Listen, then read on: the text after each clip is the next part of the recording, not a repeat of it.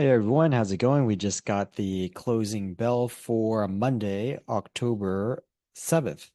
But let's take a look at how this market went. It was actually really, really boring until maybe the last hour, hour and a half, where we really got some negative, bearish sentiment into this market. So you can see that for most of the day, we just chopped back and forth in this very narrow range. But suddenly over here around 11 o'clock, but most especially at 11:30, we started to go bearish, but we saw this VWAP starting to slope downwards. And then we just got really, really negative, really, really fast until we closed at 560 or 5695.94 on the SPY. That level is looking like five. Well, let me get a more accurate level over here. So that one's still looking after hours. So 560.81. If you were in the Telegram channel, you know that I in the early morning before the market even opened, I was saying that we're most likely going to stay in that 575 to 565 region. We went as high as 572. We went as low as 567 or 566 and a half or 566.63, and we ended up at 567.81. So we did stay within that range. We were maybe ended up on the lower part, a little bit lower half of that range, but still, all you can see that all we did was come back to that EMA 20 and slightly bounced off of it. So we stayed between the EMA 20 and EMA 8. So again, this market is just really, really choppy. And we keep finding our level about this 570 at about 570, maybe slightly below that, 569. So ever since the FOMC announcement, the day after the FOMC announcement, all we've been doing is just chopping straight sideways. And again, we are probably not going to see that change until we get to election. So actually, if you wanted to see, actually, let's try this. Let's take a look at what's the precise date of the elections. That is November 5th.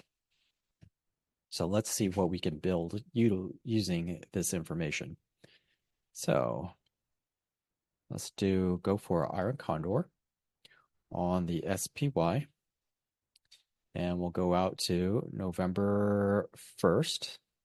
And our opinion for now is that there's a very high chance that we're going to stay in this pretty narrow range. Now, this is going to be a higher risk because if we establish a narrow range, if it busts out of that, then we might end up suffering a loss. So this is just to exercise your own discretion. If you decide to take this trade, size it appropriately. Just make sure that your account can take the max loss. And of course, you can manage the trade in between now and then as well.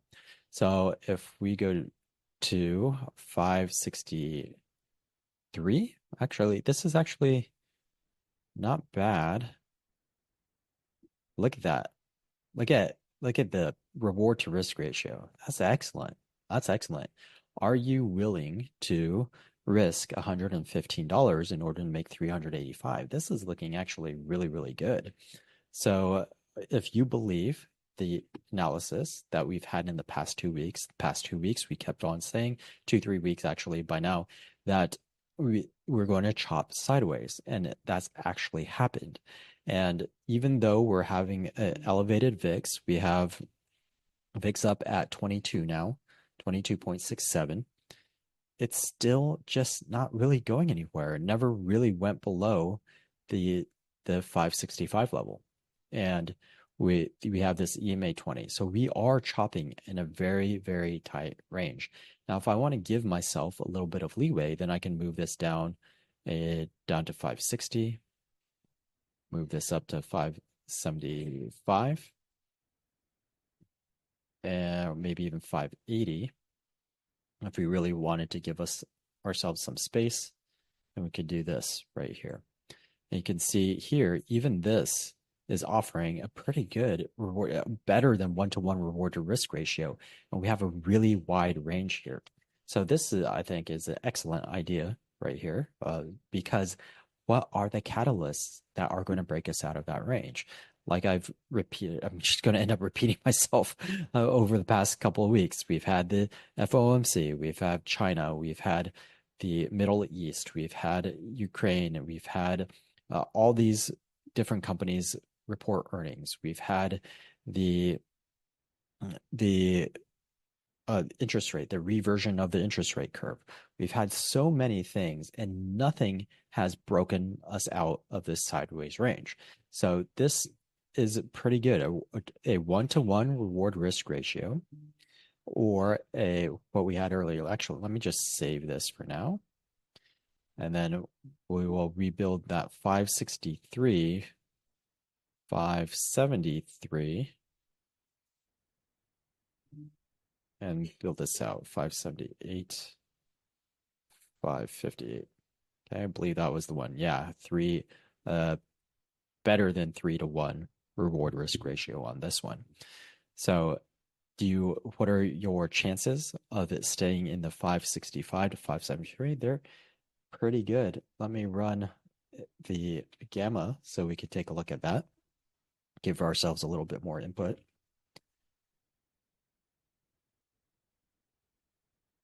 Okay. So, and then I will save this as a separate trade. And we'll give that a minute to run. So we'll come back to this while we are running the gamma levels. Let me just finish getting this kicked off.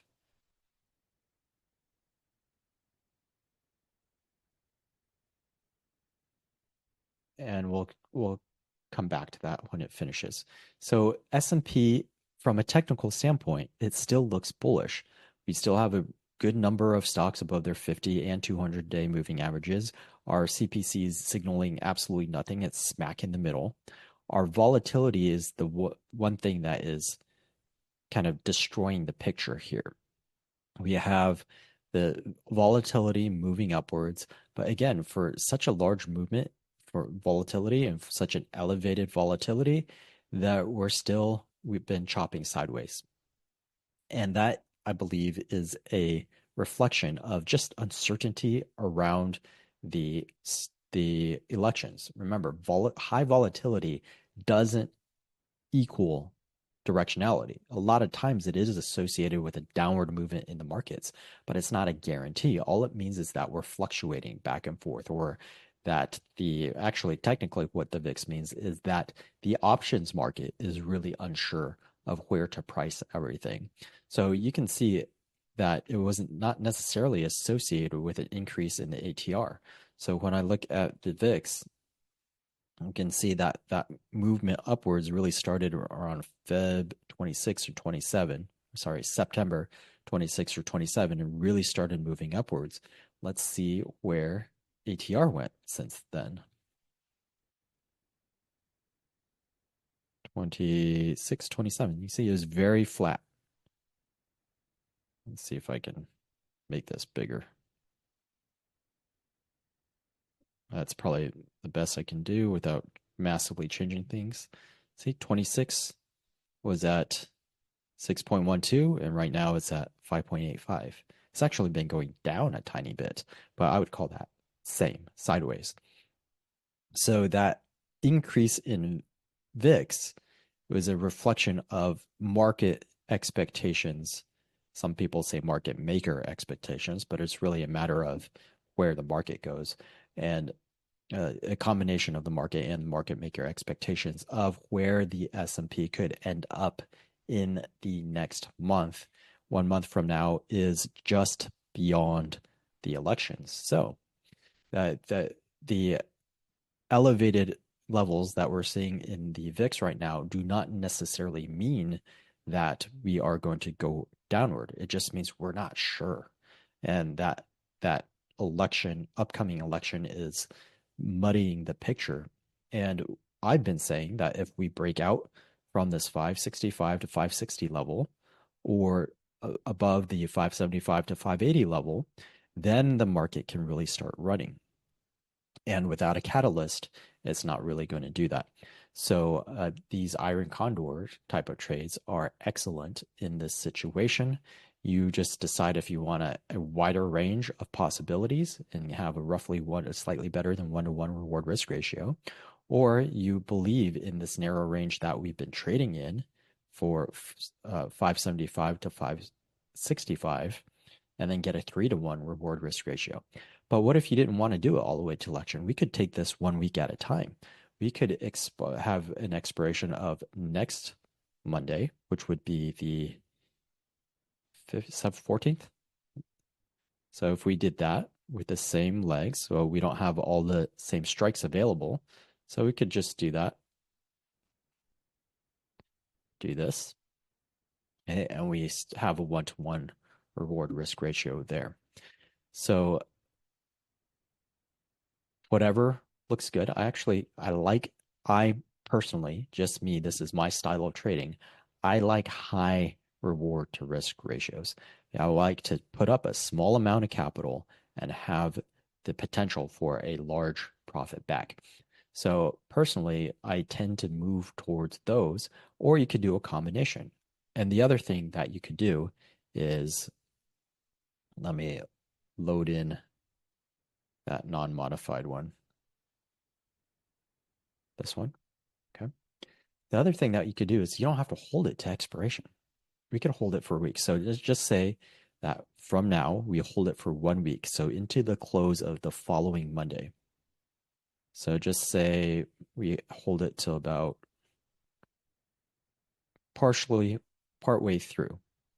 And you can see that this curve right here, why is it skewed like that? Give me just a moment. Make sure we're looking at the right thing. Yeah. Okay. So we are skewed towards the put side. Put sides are a little bit more premium, looks like right now, probably because of the downward move today. So let's go to Monday, partway through Monday. If we stay here, then we would make about 10% of the max. If we drift lower, we can make up to 25% of the max. Is that 25? No, 40, about 12, 15%. And this one was 24, about 6 or 7%.